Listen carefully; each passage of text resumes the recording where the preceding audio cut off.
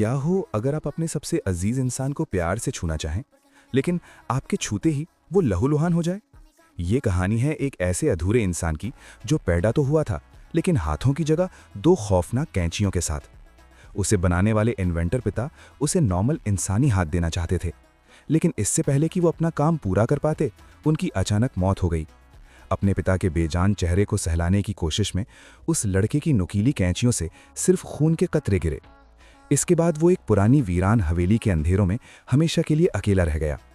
सालों की वो खामोशी तब टूटी जब एक दिन एक सेल्स वुमन भटक कर उस हवेली में आ गई। सीढ़ियों के कोने में दुबके उस साए और उसकी भयानक कैंचियों को देखकर उसकी जान निकल गई। लेकिन जब उस औरत ने उन सहमी हुई आंखों में झांका तो उसका दिल पसीज गया। उसने उसे अपने साथ एक रंगीन दुनिया में ले जाने का फैसला किया। कार की खिड़की से बाहर झांकता वो लड़का एक बच्चे की तरह हैरान था, लेकिन इंसानों की दुनिया उसके लिए किसी बुरे सपने जैसी थी।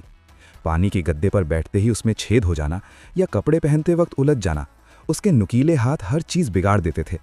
पर उस सेल्स वुमन में कभी हार नहीं मानी। उसने बड़े प्यार से उसे बटर नाइफ से खाना सिखाया और इस नई दुनिया में ढलने का हौसला दिया। धीरे धीरे उसकी सबसे बड़ी कमजोरी ही उसका सबसे बड़ा जादू बन गई। उन कैंची वाले हाथों से उसने कमाल करना शुरू कर दिया।